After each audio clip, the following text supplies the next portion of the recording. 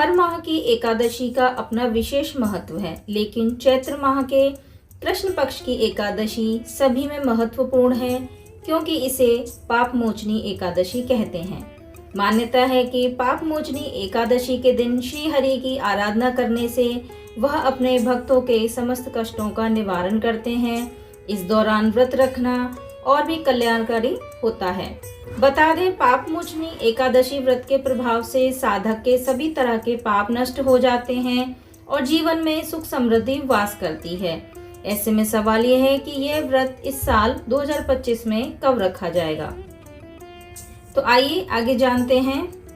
इस बार चैत्र माह के कृष्ण पक्ष की पाप मोचनी एकादशी तिथि की शुरुआत 25 मार्च को सुबह 5:05 से होगी। इसका समापन 26 मार्च 2025 को सुबह 3:45 पर है। उदय तिथि के अनुसार 25 मार्च 2025 को पाप मोचनी एकादशी व्रत रखा जाएगा। आगे शुरू करते हैं पाप मोचनी एकादशी व्रत की कथा। तो अंत तक हमारे साथ वीडियो में बने रहिए। यदि ये वीडियो पसंद आए तो अपने फैमिली फ्रेंड्स के साथ ज़रूर शेयर करें और हमें सब्सक्राइब करना ना भूलें। आगे शुरू करते हैं पाप मोचनी एकादशी व्रत कथा। युधिष्ठिर ने पूछा, भगवान, चैत्र कृष्ण पक्ष की एकादशी का क्या नाम है, यह बताने की कृपा कीजिए।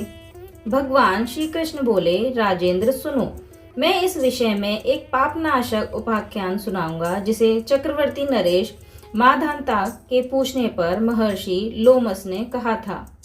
माधानता बोले, भगवान, मैं लोगों के हित को इच्छा से यह जानता हूँ कि चैत्र मास के कृष्ण पक्ष में किस नाम की एकादशी होती है, उसकी क्या विधि है तथा उससे किस फल की प्राप्ति होती है। कृपया ये सब बातें बताइए।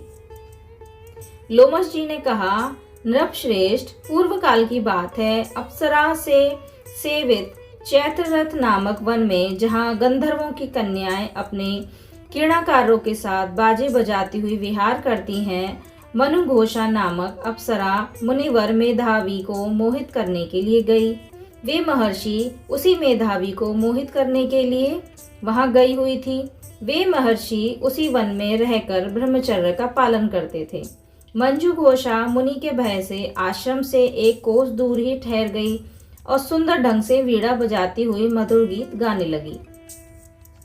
मुनि श्रेष्ठ मेधावी घूमते हुए उधर जा निकले और उस सुंदरी अप्सरा को इस प्रकार गान करते देख सेना सहित कामदेव से परास्त होकर बरबस मोह के वशीभूत हो गए।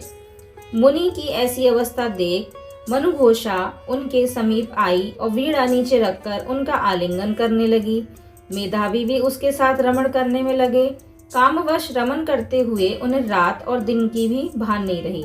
इस प्रकार मुनिजनों ने सदाचार का लोप करके अप्सरा के साथ रमण करके उन्हें बहुत दिन व्यतीत हो गए।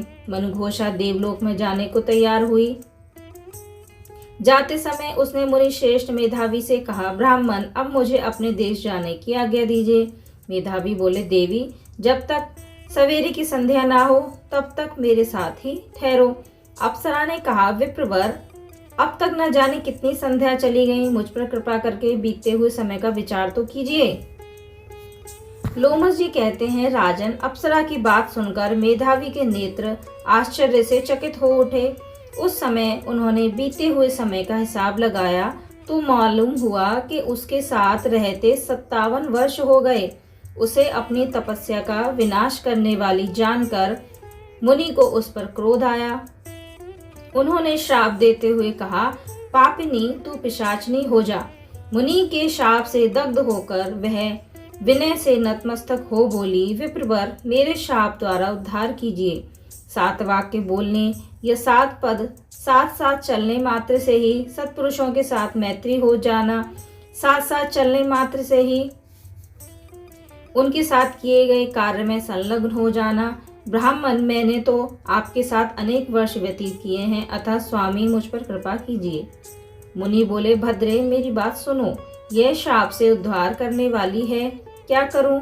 तुमने मेरी बहुत बड़ी तपस्या नष्ट कर डाली। चैत्र कृष्ण पक्ष में जो शुभ एकादशी आती है उसका नाम है पाप मोचनी। वह सब पापों का नाश करने वाली है। सुंदरी, उसी का व्रत करने पर तुम्हारी पिशाचता दूर होगी। ऐसा कहकर मेधावी अपने पिता मुनिवर च्यवन के आश्रम पर गए। उन्हें आया देख च्यवन ने पूछा, बेटा ये क्या किया? तुमने तो अपने पुण्य का नाश कर डाला।